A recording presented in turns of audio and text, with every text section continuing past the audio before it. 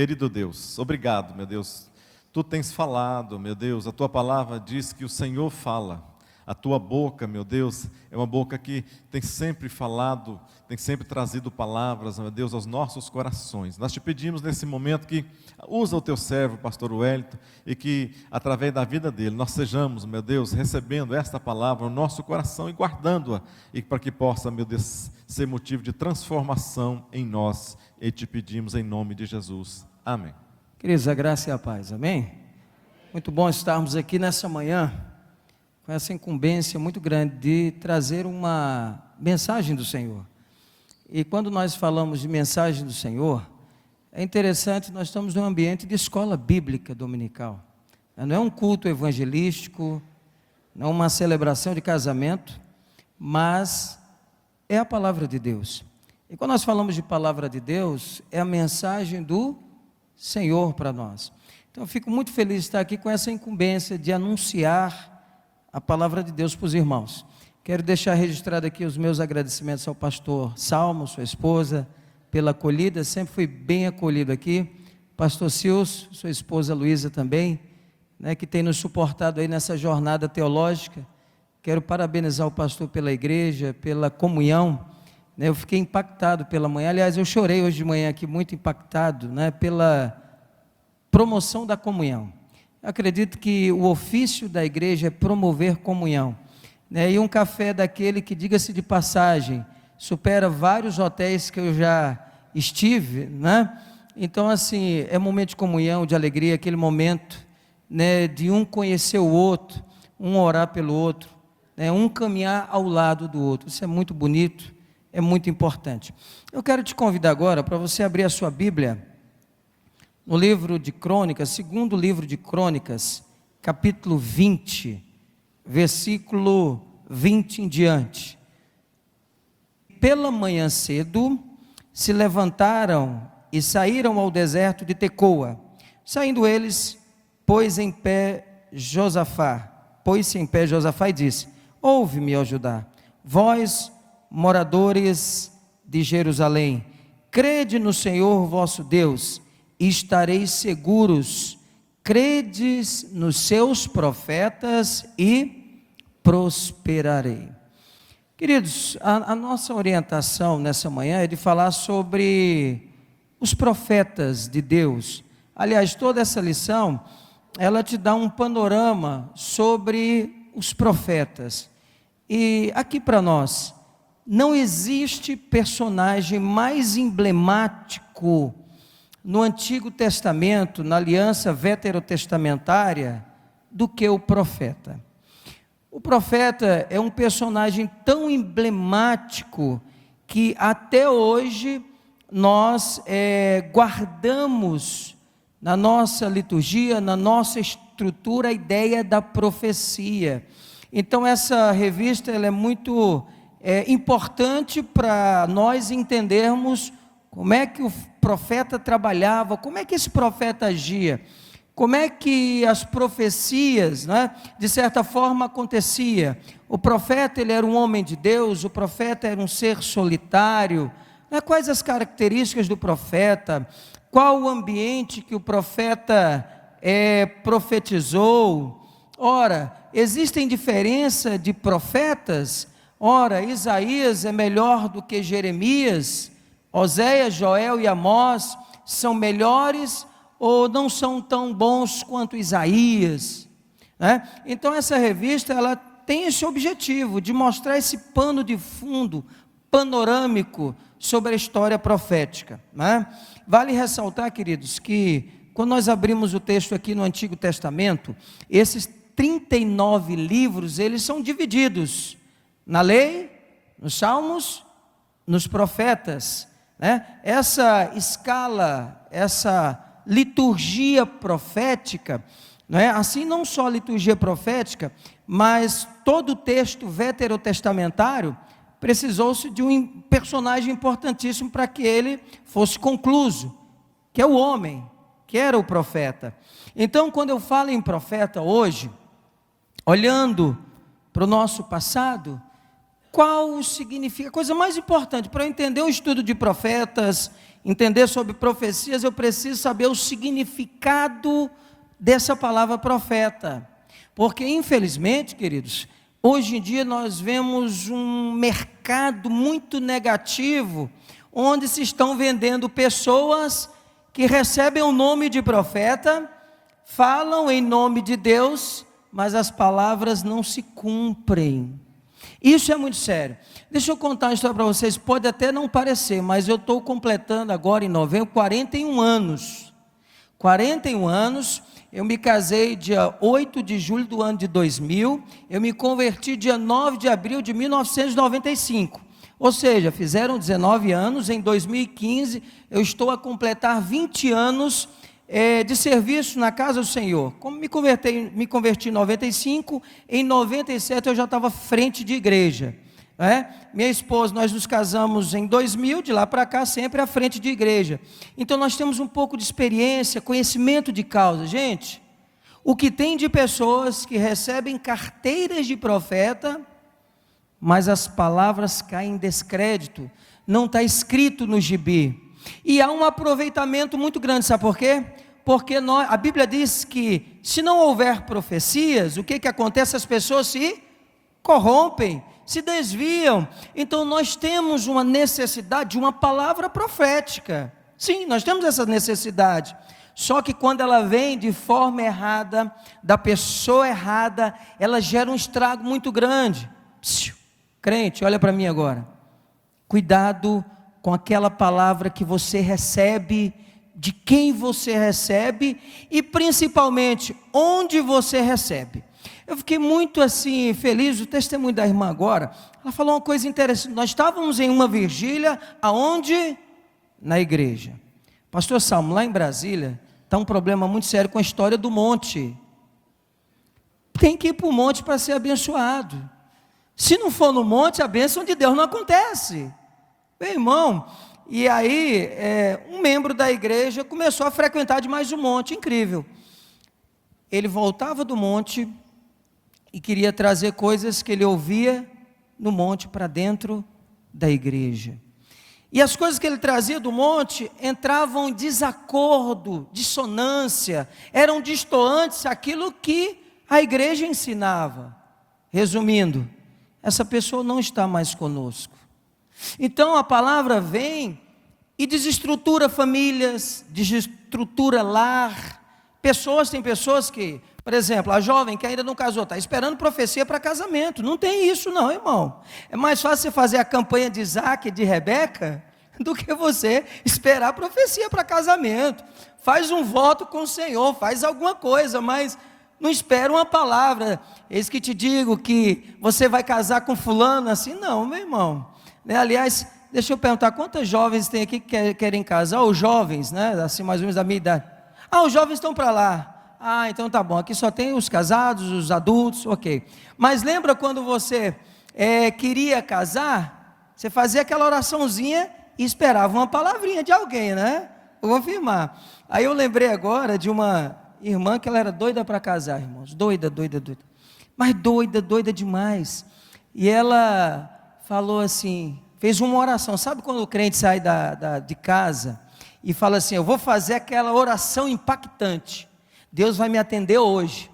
E ela fez aquela oração e falou assim, Senhor, hoje eu vou chegar na igreja, eu vou te adorar. Na hora que eu abrir os meus olhos, a primeira pessoa que eu ver na minha frente, essa o Senhor vai me dar como esposa. O irmão fez essa oração. Aí ele chegou, se ajoelhou, orou, ficou de pé e começou a adorar a Deus. Aí adorava para um lado, adorava para o outro, aquela coisa toda. E aí, meus queridos, ele contou até 3 e falou assim, Deus, eu vou abrir meus olhos. E Deus, não abre agora não, espera um pouquinho. Deus, eu vou abrir meus olhos, espera mais 5 minutos, é melhor, olha o que eu estou te dizendo. Deus, eu vou abrir meus olhos. Quando ele abriu os olhos, aquela senhora de 98 anos, a completar, estava na frente dele, desprovida da comissão de frente, e deu um sorriso muito grande para ele. Sabe o que ele fez? Fechou os olhos e disse, Senhor, eu não estou brincando não, eu estou falando sério.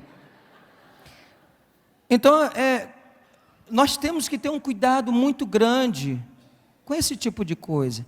Eu me lembro que eu pastoreei numa cidade chamada Lusiânia, em 2002, foi o início do nosso pastorado autônomo, assim, independente, sem uma pessoa do lado, e uma pessoa estava, assim, medicada, por um psiquiatra, acompanhada por um psicoterapeuta, remédios fortíssimos, por causa de uma palavra que veio e não aconteceu.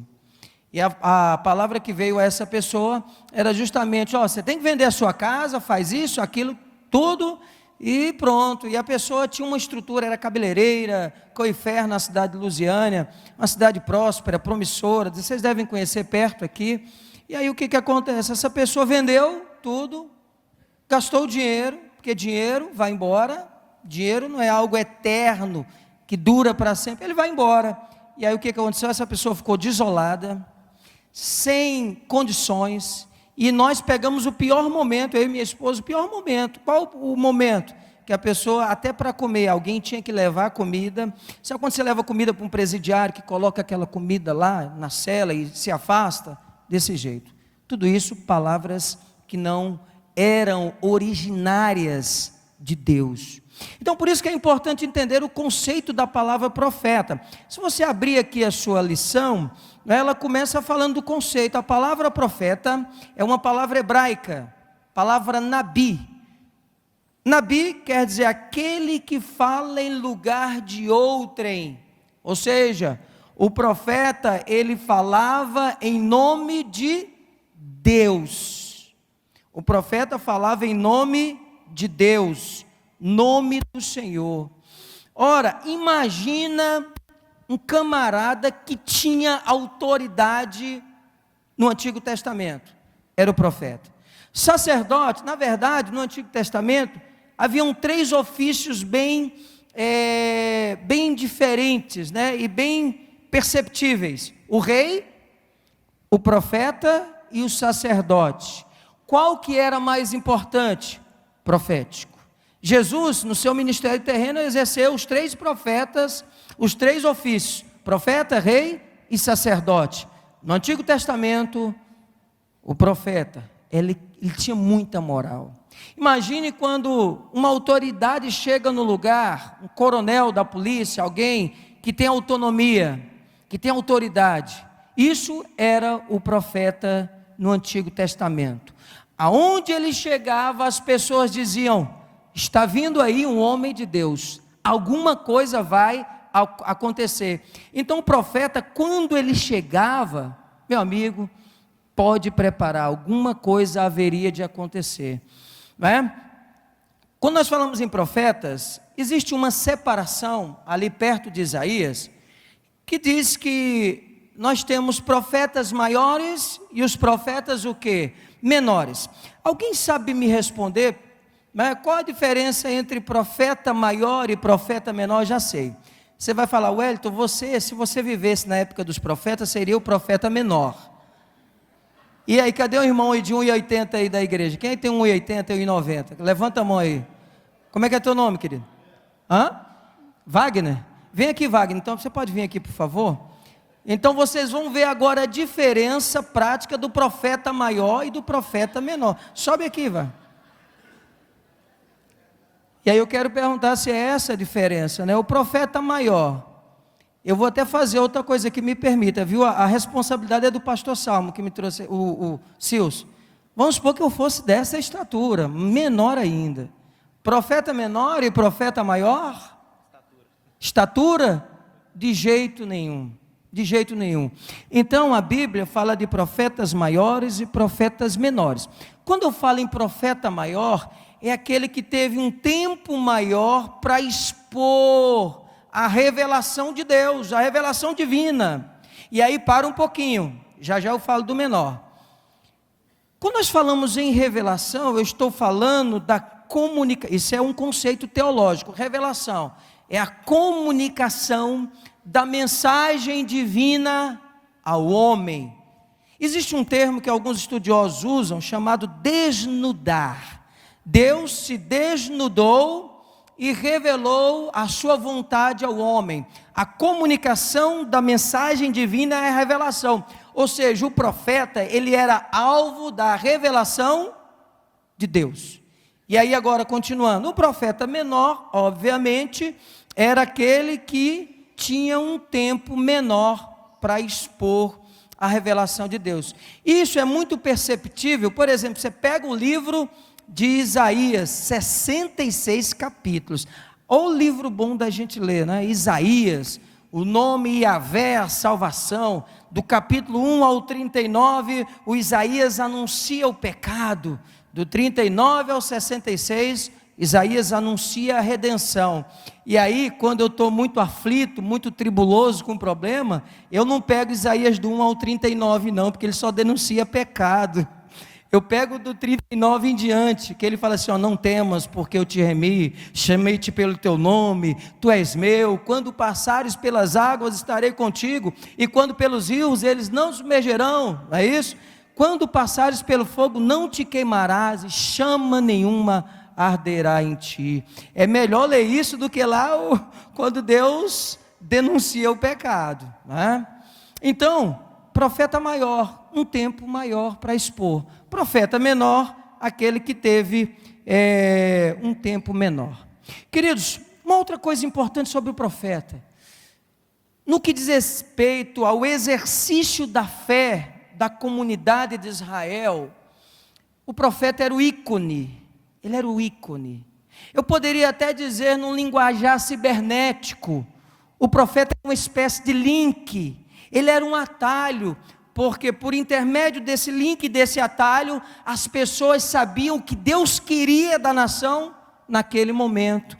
Então, no exercício da fé, os profetas ocupavam uma posição singular. A revista traz um termo aqui muito interessante, posição singular.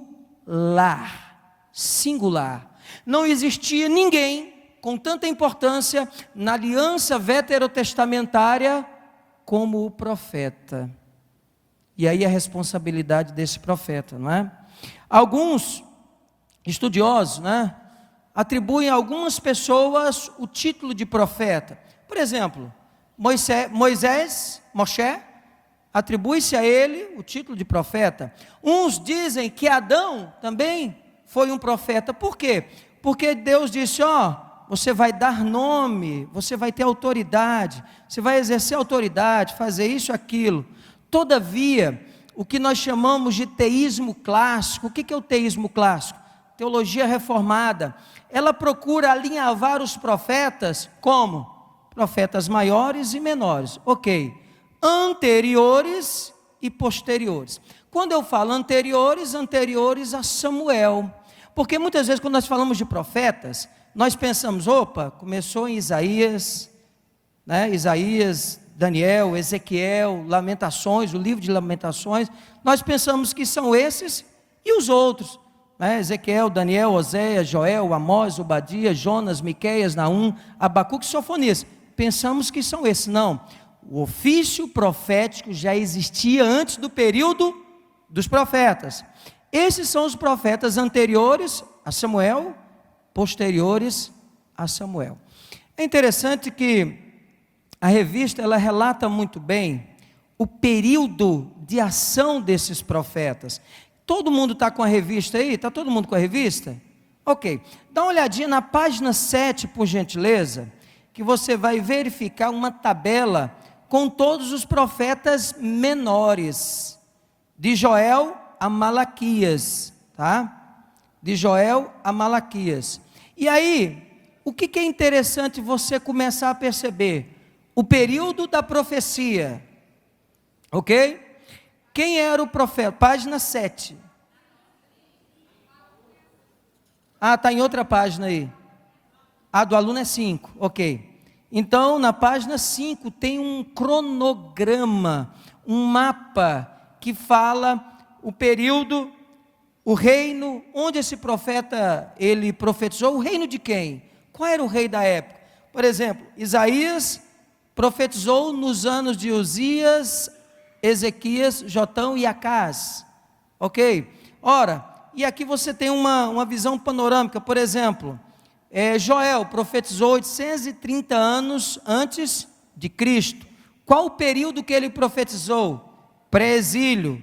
Qual reino? O reino do sul, o reino de Judá. Aí nós percebemos que já há uma datação da separação dos reinos por meio de Roboão, né? Roboão, filho do outro rei, né? Ele pega e separa o reino, né? E aí Jeroboão vai para um lado e Roboão vai para o outro lado. Aí eu tenho o reino do sul, o reino de Judá, e o reino do norte lá com Jeroboão. E aí nós temos Jonas, pré-exílio, reino da Síria. Amós, pré-exílico, reino do norte. Oséias, né? Pré-exílio, reino do norte. Miqueias, pré-exílio, reino do sul. Bom, enfim, é um mapa para você depois tentar o quê? Memorizar, se situar acerca do quê? Acerca do tempo, do ano que o profeta profetizou, quem era o profeta que estava envolvido na profecia naquele período. Ora, qual era o período? Pré-exílio, pós-exílio, e o reino que esse profeta profetizou. Por que isso? Porque nós vamos perceber que quando eu falo em revelação, ora, o profeta, ele profetizou no reino. Deixa eu dizer uma coisa para você, Deus nunca, mas nunca, vai mandar muitas vezes você fazer uma coisa que vai destoar demais da sua estrutura como pessoa. Cada profeta desse aqui, queridos, né, ele profetizou, Deus respeitou a cultura dele, o conhecimento intelectual do profeta. Deus respeitou a vida do profeta para que ele profetizasse em determinado lugar. Deus não saiu, peraí, ô Jonas, faz isso, aquilo outro, uma coisa que desrespeitasse totalmente a estrutura da pessoa. Não sei se os irmãos me compreendem, mas Deus, na sua infinita sabedoria, ele respeitou a cultura, o contexto que o profeta estava inserido, e Deus fez com que a mensagem dele chegasse por intermédio desse profeta, de forma tal que Deus respeita o valor, a cultura, o modo, a educação que aquele profeta estava inserido. Então esses momentos aqui, período, reino, tudo isso, o profeta profetizou. O que eu quero dizer? Que ele profetizou no tempo certo, na hora certa, no momento certo, e do jeito que a sua cultura lhe permitia. Ou seja, Deus não invadiu uma cultura com outros costumes, para que a sua profecia chegasse àquela nação, não é? Profetas, homens de Deus. Quando nós falamos em Novo Testamento, ministério profético, nesse sentido, ele alcança apenas o Antigo Testamento.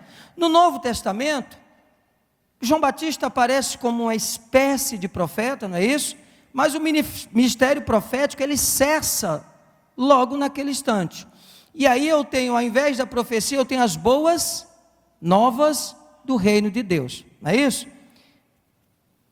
E aí, na página 5, acredito aí na revista de vocês ainda, nós vamos ver uma divisão entre os tipos de profetas. Por exemplo, não sei se está na página 5 de vocês, orais e literários. Localize aí, por gentileza.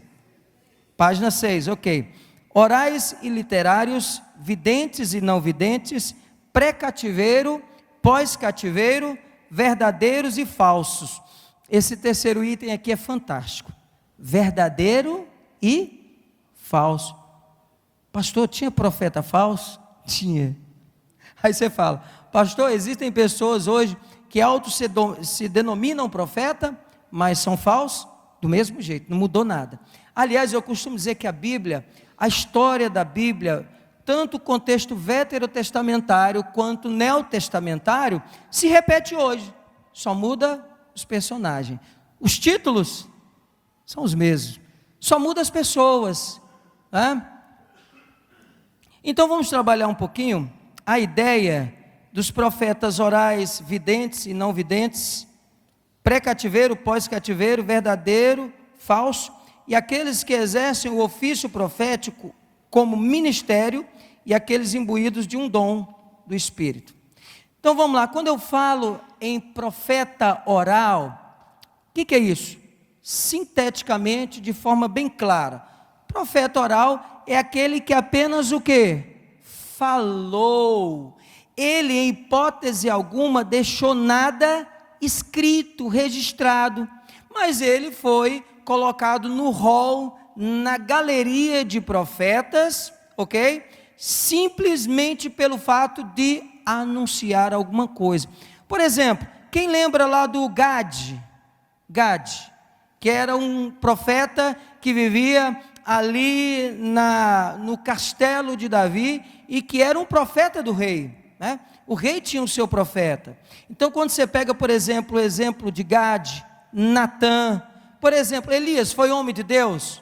Tem algum registro de Elias, de profecia dele? Não, mas quantas palavras Elias, puxa, ó, não vai chover, enquanto não sair uma palavra da minha boca, compreende? Ele chega diante do rei e fala assim, só vai chover se eu voltar a falar, enquanto a minha boca estiver fechada, não vai chover.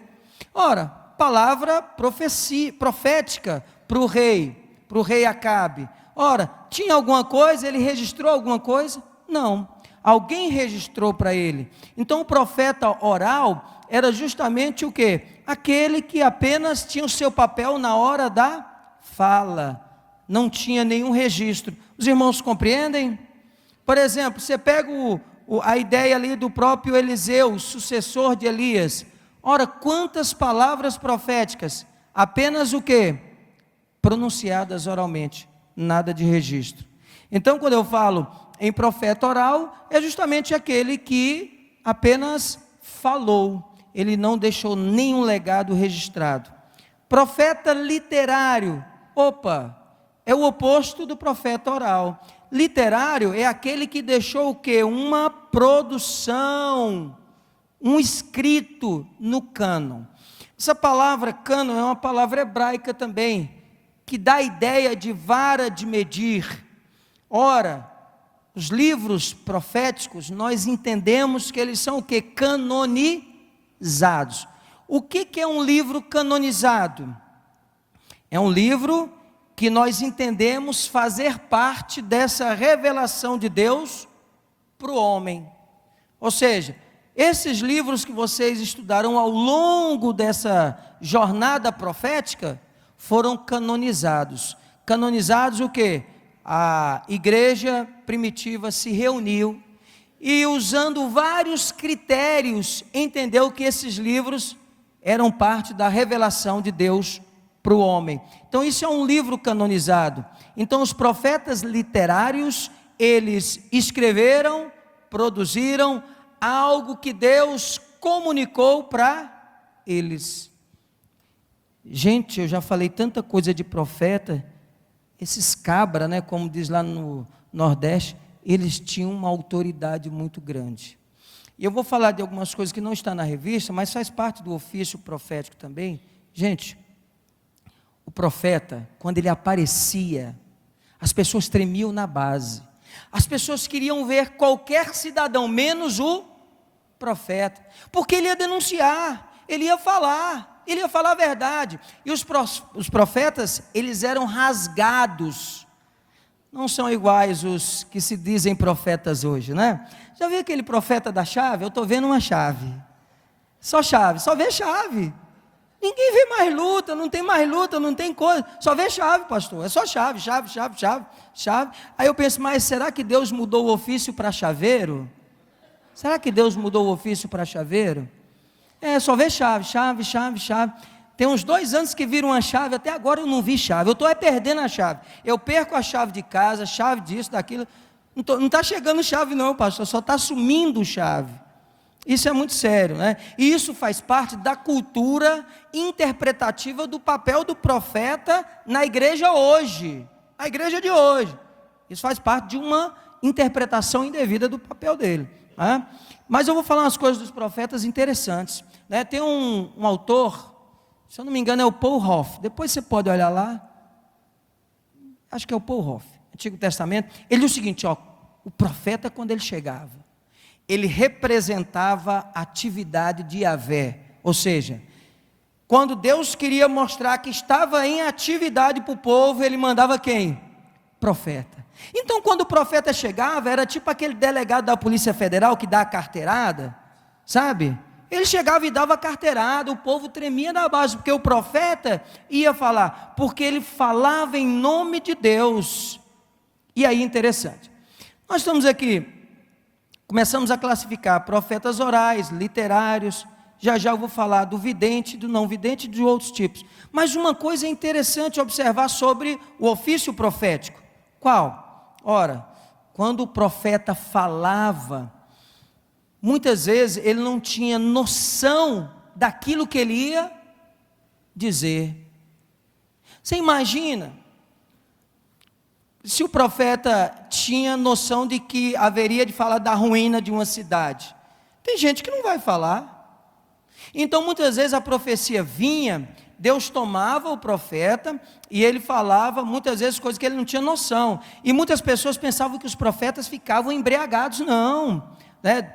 Em plena consciência, Deus os tomava e fazia com que a palavra profética chegasse no destinatário. Lembra da palavra, ai de ti, Nínive? Nínive foi alvo de uma palavra de destruição. Jonas, vai lá, pega uma passagem, vai para Nínive pegar. Vou nada, Senhor. Aquele povo nem crente não é. Aquele povo não é crente, está adorando outro Deus, Deus dos ninivitas. Não, vai. Aí Deus manda ele para o lugar, ele vai para outro. Vocês conhecem a história? Essa história a gente aprende lá na aula das crianças, né, de Jonas. Resumindo, Jonas volta e vai pregar a cidade de Nínive. Ela estava marcada, de certa forma, para uma destruição total. Mas depois de uma palavra profética, ela foi o quê? Resgatada. Opa, pastor, o senhor poderia dizer alguma coisa sobre a palavra profética? Posso. Palavra profética, ela tem que levantar. Ela tem que levantar. Ela tem que levantar você. Tem que levantar. Tem que te dar uma injeção de ânimo, né? Vamos usar o nosso ofício profeta aí, de profeta? Profetiza aí na vida do teu irmão. As portas vão se abrir. As portas vão se abrir. Isso é uma palavra profética, não é? Não, vamos para uma melhor assim, ó. Deus está contigo. Isso é a palavra profética. Deus está contigo, não é? Os profetas literários, como eu estava dizendo, eles têm de certa forma uma produção. Aí eu tenho alguns exemplos, por exemplo, Samuel, Moisés, que para alguns autores é interpretado como profeta. Queridos, vale a pena, no mundo cibernético, toda minha fala é alvo da sua investigação, né? Então, fique à vontade, investigue, verifique a informação. Alguns entendem Moisés como profeta e outros não tem problema, né? Se ele era ou não, né? O importante é nós entendermos que os literários deixaram o quê? Um ofício, uma produção, tá? Profetas videntes e não videntes. Aqui eu tenho dois termos hebraicos, roé e rosé, significam aquele que vê. O profeta vidente é aquele que tem os olhos abertos para o sobrenatural. Ele pode ver o mundo espiritual do mesmo modo como vê o mundo natural. Então olha só, na nossa cultura hoje, um dos tipos de profetas qual o termo que eu vou usar? Mais anunciado, né? As pessoas que mais procuram aparecer, é justamente o profeta vidente, não vidente. Seria aquela pessoa que tem a incumbência, né, de mostrar o futuro. E aí é o que a gente mais gosta, né? É a pessoa que mais gosta, quando fala assim, vai acontecer isso. É o que mais preenche, não é isso? Que a gente gosta. Quem não gosta de ouvir uma coisinha, vai acontecer isso, tal coisa. Opa, beleza, o meu futuro vai ser melhor. Então, o ofício profético, o vidente, ele rompia a barreira do natural por meio de uma palavra escatológica. O que é uma palavra escatológica? Ainda não aconteceu. Então o profeta vidente, ele era escatológico nesse sentido, ele trazia para o povo algo que ainda não aconteceu. E aí sabe o que acontece? Quando essa palavra se cumpria, aí o povo tremia mais ainda na base quando via o profeta. Aqui nós temos alguns exemplos de profetas, né? De textos que falam de profetas, de evidência. Por exemplo, 1 Samuel 9:9, o texto de Gade, 2 Crônicas 29:25, depois vocês deem uma lida em casa e confirmem o texto, né? O próprio Eliseu enxergou o traslado de Elias para o céu, né? Eliseu, quando Elias estava procurando atrás dele, né? Atrás da capa, do ofício, da autoridade que ele tinha, o próprio Eliseu já tinha previsto o que haveria de acontecer com o seu, né? Com Elias, já tinha previsto o que aconteceria com Eliseu, não é isso?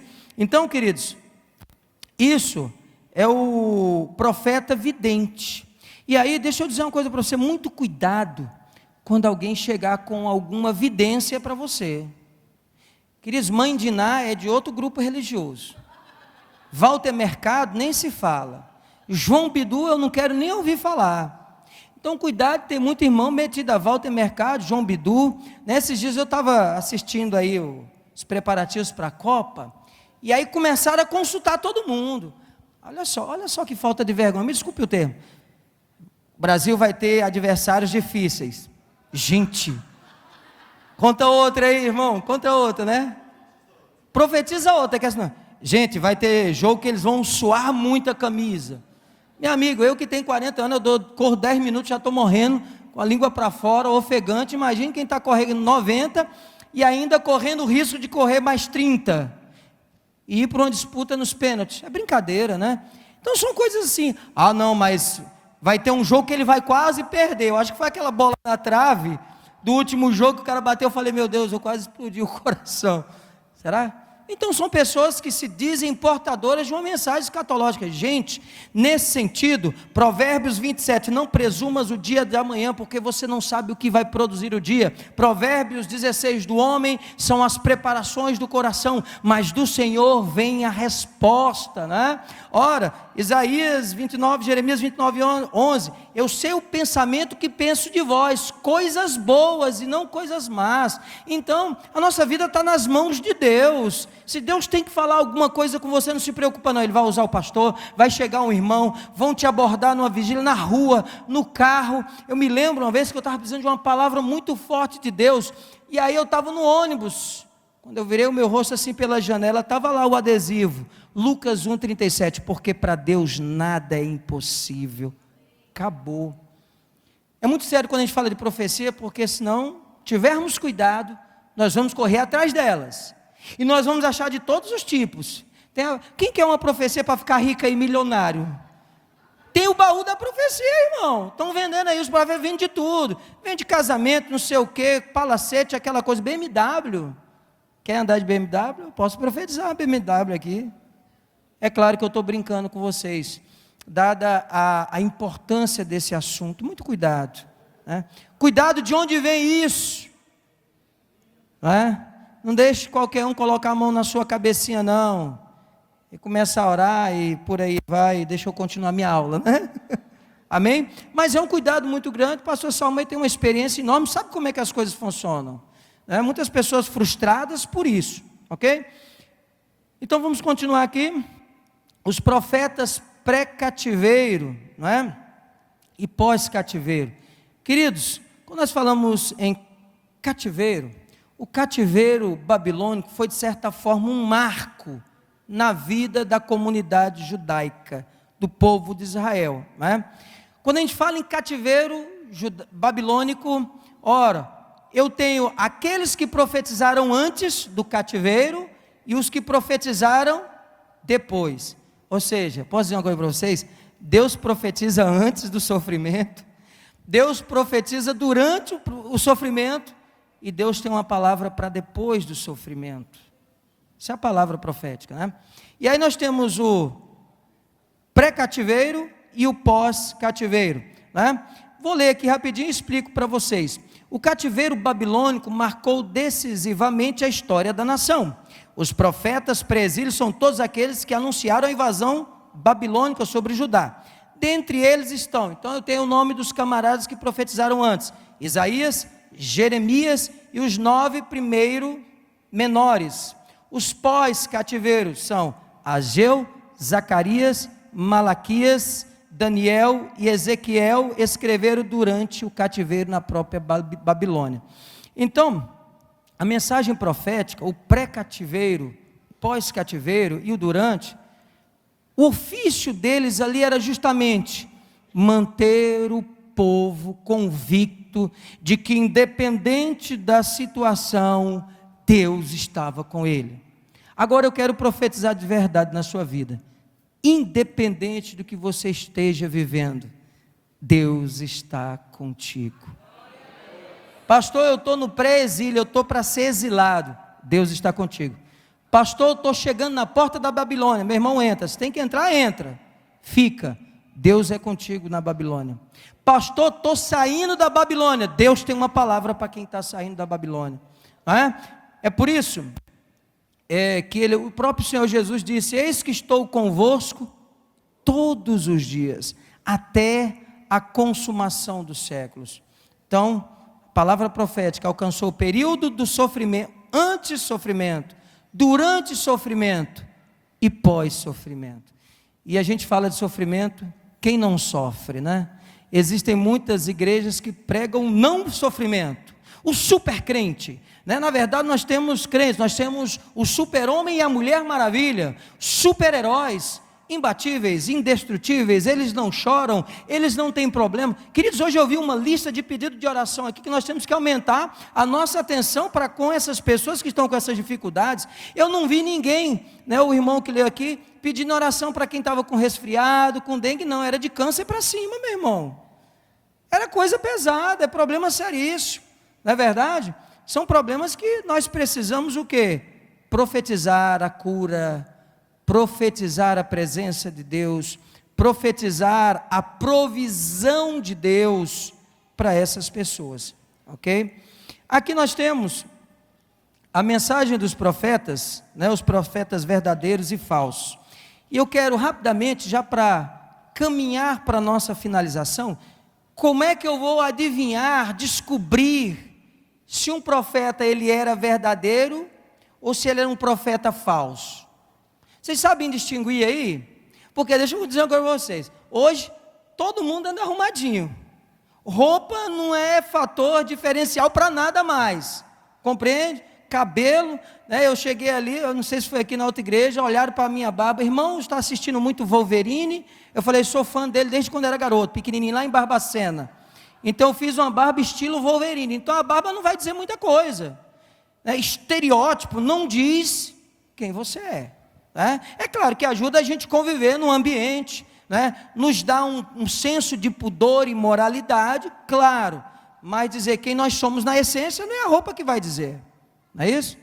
E aí, como é que a gente diferencia o verdadeiro do falso? Vou dizer uma coisa para você: o falso, ele só profetizava coisa boa. Sabia disso? Ó rei, tá tudo bem. Rei, você vai vencer a guerra, rei. Poxa, Jerusalém cercada, mais de 500 mil de um lado, 500 mil do outro lado. Ele, rei, você vai vencer. Só profetiza coisa boa.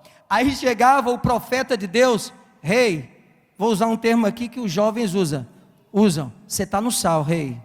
Tu está enrolado, rei. Tipo assim, perdeu, rei, perdeu. A casa caiu. Profeta verdadeiro, ele era marcado, caracterizado por levar mensagens que iam de encontro a toda a estrutura. Então, enquanto um estava dizendo só coisinha boa, ele estava lá fazendo o quê? Denunciando o pecado, falando coisas que aos olhos daquela comunidade não eram bem vistas.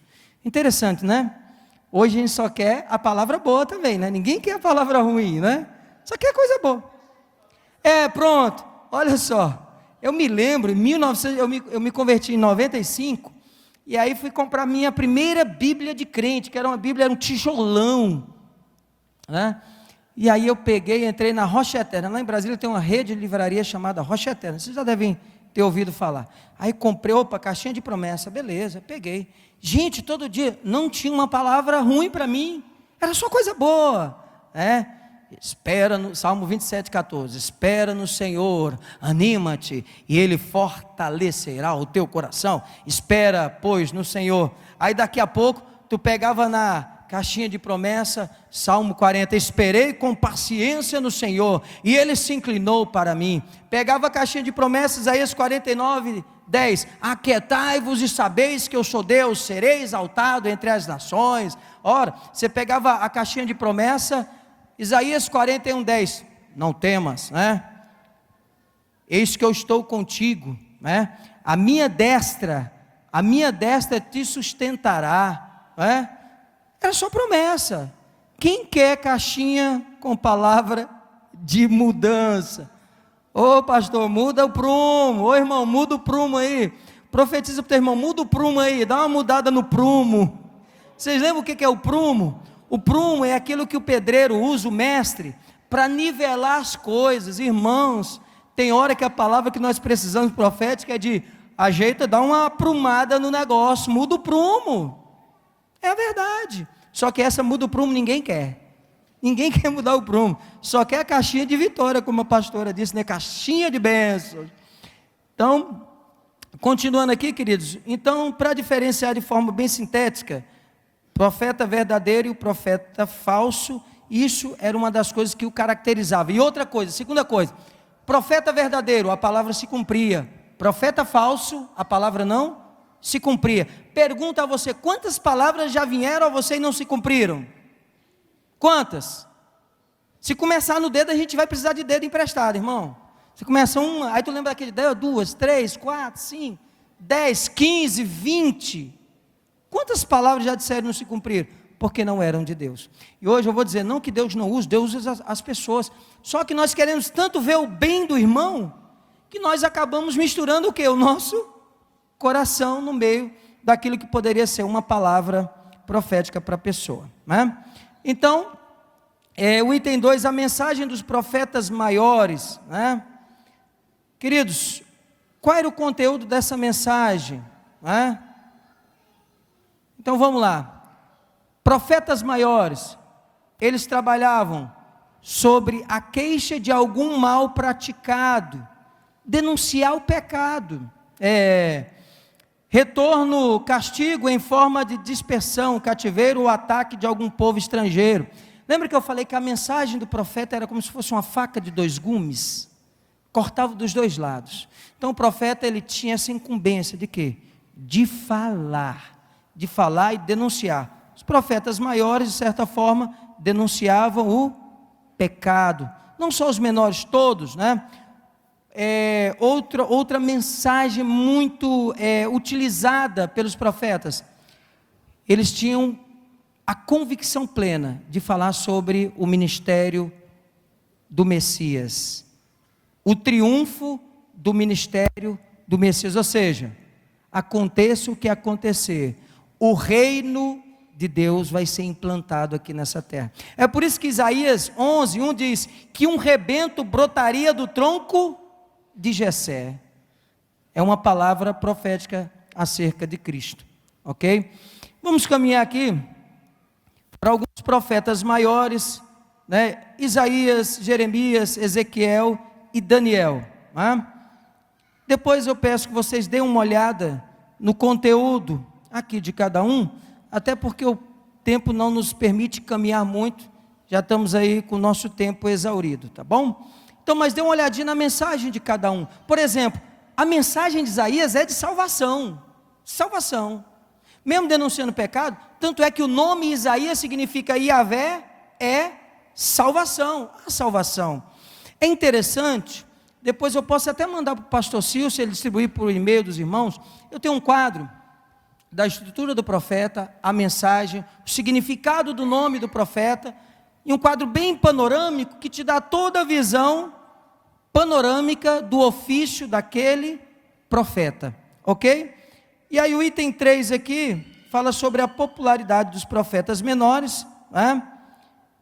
Aí nós temos alguns episódios marcantes sobre os profetas menores, né? Por exemplo, Jonas, que foi engolido por um grande peixe, né? Oséias, especialmente as porções que exaltam a necessidade do conhecimento de Deus. Olha só o que Oséias está falando. Oséias 6,3: conheçamos e prossigamos em conhecer ao Senhor. Acabou, né? A necessidade de um encontro maior. Joel, que fala sobre a efusão do Espírito Santo, né? Eis que derramarei do meu Espírito sobre toda a carne. Então você tem textos emblemáticos, por exemplo, Malaquias trata do dízimo. Essas questões, esses temas emblemáticos, nós encontramos no livro dos profetas. Dar-se-á a importância de dar um cuidado maior ao que cada um diz. Aí você fala, professor, mas profetas, Antigo Testamento, lei já morreu. Em nível doutrinário, a igreja neotestamentária é pautada pelo Novo Testamento. Cartas paulinas, gerais, e por aí afora. Agora, presta atenção, nós vamos menosprezar as verdades explícitas na aliança veterotestamentária? Nunca. Ora, vou negligenciar o dízimo, ora, vou negligenciar a presença do Espírito Santo na igreja?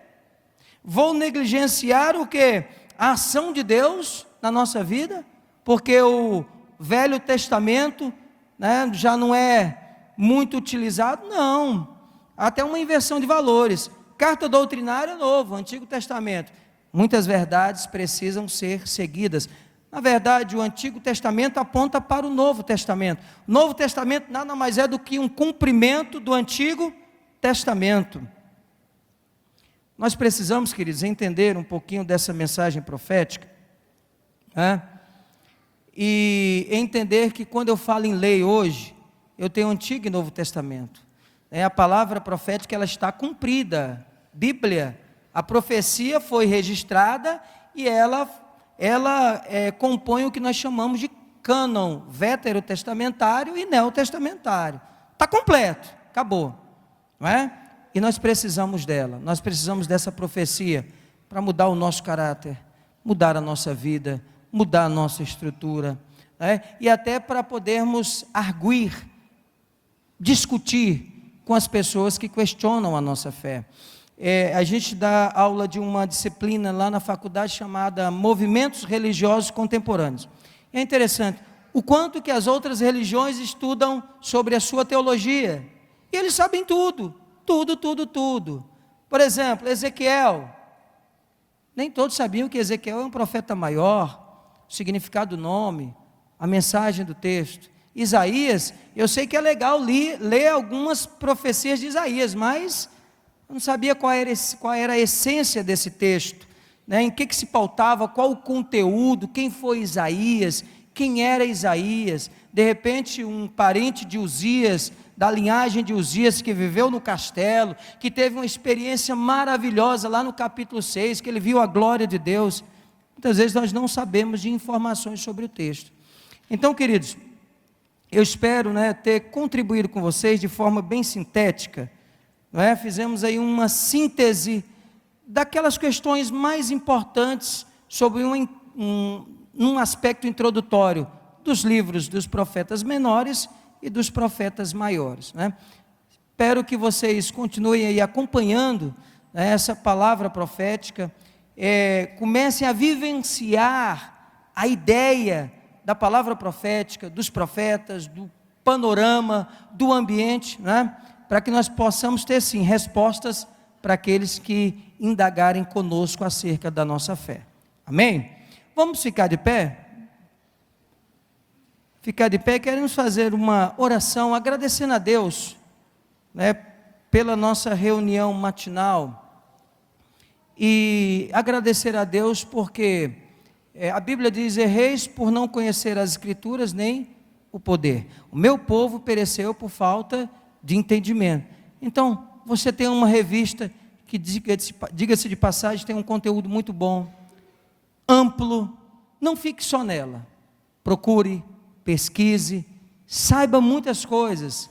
Tenha um banco de dados importante para você poder, como eu disse agora há pouco, discutir, informar e até pregar. Esse negócio é tão importante, você ter informação, que eu me lembro uma vez que eu estava pregando numa cidade, entregando um folheto, 600 quilômetros de Brasília, lá em Tocantins. Isso tem muitos anos. E aí eu entreguei um folheto para a pessoa e falei assim, Jesus quer salvar a tua alma, entrega a tua alma para Jesus. Aí a pessoa fala assim, tudo bem, mas o que é alma? Aí eu falei, deixa para depois, ele não quer salvar a alma agora não, deixa eu ir embora.